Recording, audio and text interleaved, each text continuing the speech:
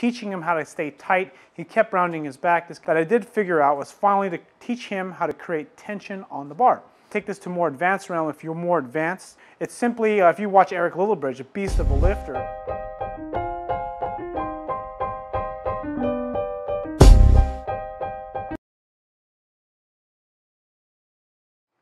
Hey everybody, it's Ryan here, personal trainer, fitness coach, and novice intermediate powerlifter, coming to you today to talk about the one weird tip to improve your deadlift.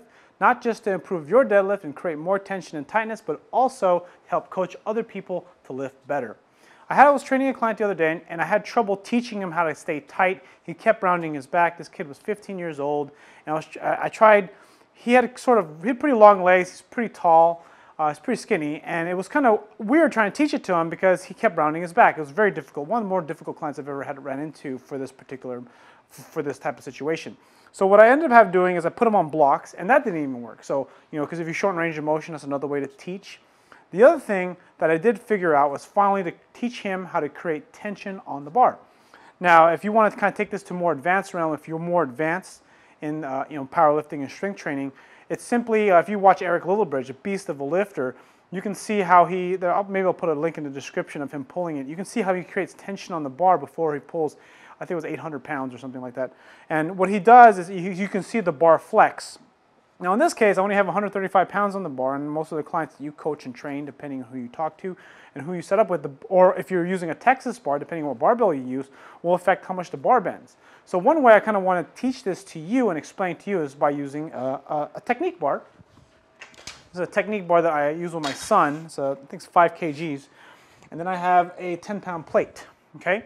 Now, if you can kind of imagine this plate here as a 45-pound plate, or a plate you're going to deadlift off the ground, and then you have the collar or the end of the barbell right there inside where the barbell is. And then what you're going to want to do when you create tension or to teach someone tension is simply, like, as if this was resting on the bar, you would see the collar or the end of the barbell be down like this. And then when they create tension, or I should say, it'll be down like this.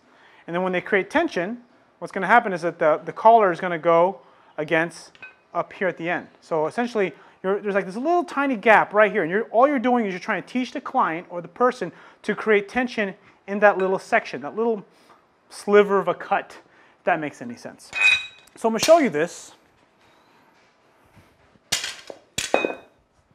And it really doesn't look like anything, because all it really is them creating tension against the bar, helping the client or the person or yourself get more balance while trying to find your center of gravity.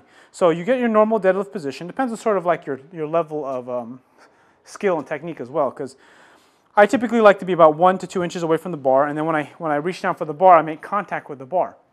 So right here, I don't know if you'll see this in the camera, I'll come down, so I'm not touching the bar, I come down, my shin makes contact with the bar, my stomach is already tight.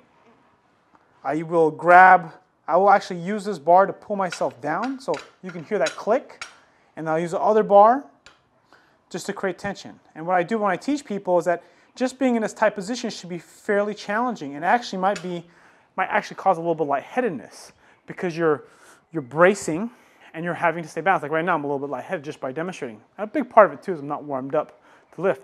But understand what you're trying to do is you're trying to have the end of the collar just touch. So again, see if you can hear the audible click.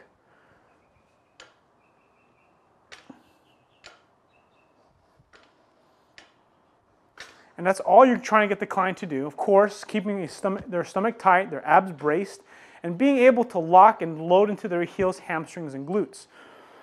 Now, why is this a weird tip, or why am I even teaching you this? Because a lot of the time, that is the start position of a good pull.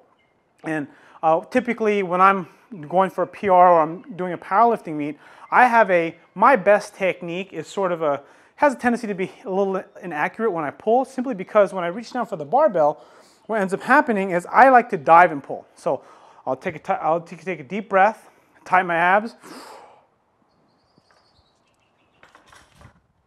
and then I'll go up. So what I'll do is, so that's what basically essentially my style of pulling for competition. A lot of other people who are a lot more skilled than me, this is actually a much more accurate way to pull, is when you get down to the bottom and then you get tight, or you maintain position and tightness, because this allows you to sort of get better feeling for the movement, if that makes any sense. So you come down, you feel position tight, you hold, and the main thing to understand about this teaching tool and this method is simply just to get yourself down and pull the bar into your body. Because what I'm trying to get people to do, that's why I have two cameras, I'm using two cameras, is that I want you to be able to see me position my lats. So as I reach down for the bar, I'm sure you'll be able to see that, but being able to feel my lat and really feel that. I don't know if you've ever done shoulder extensions where you're pushing the bar down like this. You have a lat pull down, working your lats. And what you're doing is you're trying to essentially kind of pull the bar in like this, but in a sense, you're actually just really trying to keep it close to your body. And the way that happens is you reach down, pull the bar into your shins a little bit, or the shin is already in contact, but you kind of maintain contact. You hear that audible click, tight, and then let go. Then repeat. Reach down. Now everyone's a little different with this movement or this drill, because one of the things that's a challenge is some people can't get down to this position. You know, they have to round their back first and then get into position, which is still very possible. All you have to do is if they have to round their back because their hamstrings are tight, you can still teach this. All you do is they reach down, well, tighten their abs first, make contact with the bar, squeeze the bar, and then sit back tight. And another way to do this, depending on what exercises you've tried, very similar to doing a pause deadlift. I think I've made a video of this. If I did, there'll be a link in the description. And a pause deadlift is where you lift the bar a few inches off the ground, hold it for a few seconds, and then finish the lift.